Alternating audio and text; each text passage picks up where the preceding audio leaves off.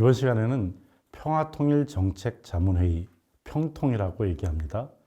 평통의 통일공공위기에 대해서 사례로서 알아보도록 하겠습니다.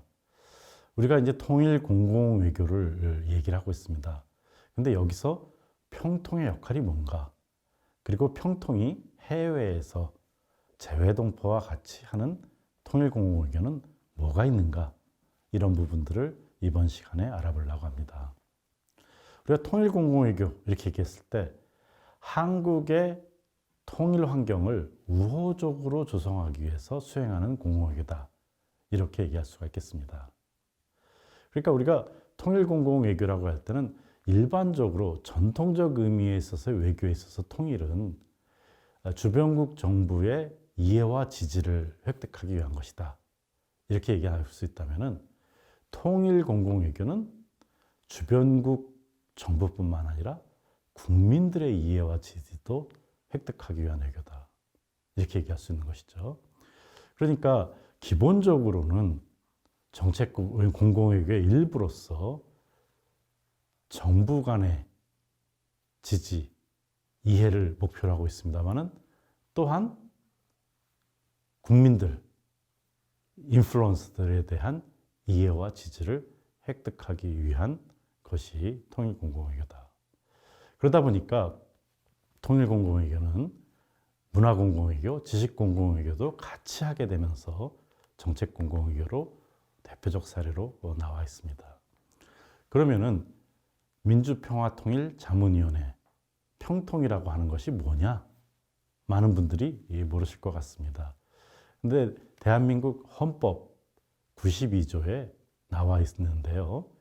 대통령 직속 자문기구이자 범국민적 통일기구다, 이렇게 얘기를 하고 있습니다. 그러니까 자문기구인 것을 알 수 있습니다. 그리고 역할은 국민적 통일을 위한 목표를 하고 있다 하는 것이죠. 그러니까 이 국민들이 통일에 대한 참여를 하고, 통일에 대한 의지를 넓혀나가고, 통일 인식을 확산시켜서 정말 통일이 가능하겠으면 좋겠다 하는 것이죠. 근데 이 국민뿐만 아니라 여기에는 해외도 포함이 되어 있습니다. 그래서 해외의 재외동포들을 대상으로 해외 민주평통 의원을 위촉하고 있다고 하는 것입니다. 그럼 해외 민주평통, 현재 122개국에 3,630만 명의 해외 의원이 활동하고 있다고 합니다. 특히 5개 지역, 미주, 일본, 중국, 아세안, 유럽의 지역 회의를 두고 있습니다. 그리고 43개 지역 협의회도 두고 있다고 합니다. 그러니까 이렇게 네트워크화되어 있는 해외 민주평통, 여기서 공공외교를 추진하는 것이 해외 동포, 재외 동포와 같이 하는 민주평통의 통일공공외교라고 할 수가 있겠습니다. 지금 보면은 민주평통의 자문회의가 열릴 때 해외 자문위원들이 한국을 방문합니다. 초청해서. 그래서 2022년도에도 11월 28일부터 민주평통 자문회의가 열렸습니다. 그래서 대통령이 소집해서 참석을 하는데 71개국 45개 협의회에 속한 900명의 해외 자문위원들이 참석했다고 합니다. 그래서 여기서 대북 통일 정책에 대해서 설명도 하고 자문위원들이 통일 공공외교를 할 수 있도록 그렇게 요청을 하는 회의라고 할 수가 있겠습니다. 그러니까 대통령 자문기관으로서의 민주평통의 역할에 있어서, 특히 해외 역할에 있어서는 제일 중요한 것이다, 이렇게 얘기할 수가 있겠습니다. 그리고 또 이렇게 민주평통 해외위원들을 위촉하는 것은 현지에서 재외동포들 중에서 정치, 학계, 경제계 이런 데에서 영향력을 행사할 수 있는 그런 분들, 이런 분들을 모심으로써 이 재외동포 통일 공공외교가 활성화할 수 있도록 하는 것이죠. 그래서 이분들과 함께 민주평통이 공공외교를 한다 하는 것은 몇 가지 방향으로 이루어지고 있습니다. 대표적인 것이 해외 평화 통일 포럼이라고 하는 것입니다. Peace Forum이라고 얘기를 하고 있는데요.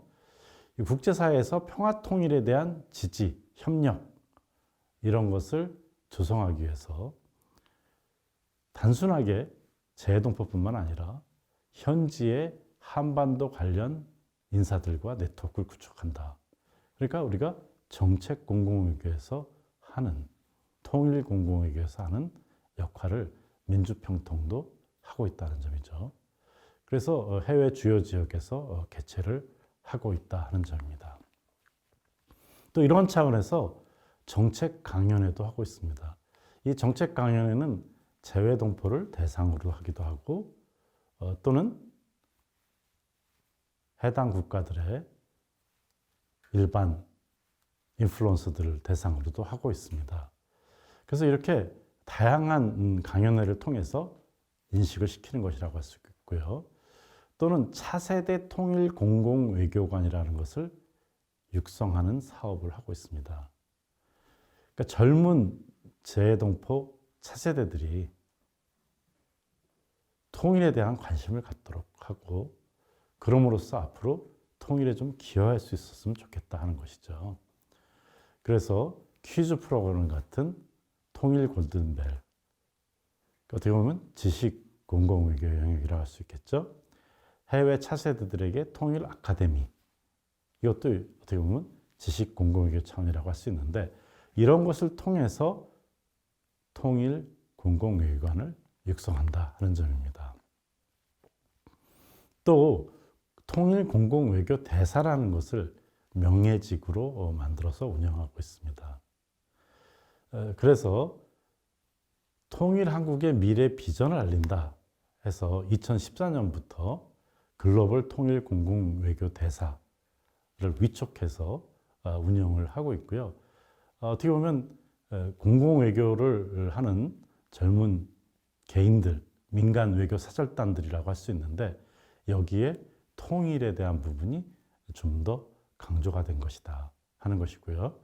우리가 민간 차원에서 많이 활동을 하는 사이버 외교 사절단 방쿠아도 같이 한반도 평화 통일의 꿈을 전 세계에 홍보를 하고 있다 하는 점이죠. 그래서 이렇게 젊은 사람들이 글로벌 통일 공공 외교 대사로서 활동을 하고 있는데 이들이 특히 SNS 같은 온라인을 통해서 도 하고 있고요. 또는 직접적으로 해외에 어학연수라든지 배낭여행, 유학을 갔을 때 통일에 대해서 알릴 수 있는 역할을 만들고 있습니다. 그래서 이렇게 이제 통일 공공외교 대사를 모집해서 활용하고 있다고 할 수가 있겠습니다. 그래서 우리가 통일 공공외교에 있어서 해외 부분, 특히 한국의 평통자문회의가 하는 역할을 구체적 사업을 통해서 알아봤습니다.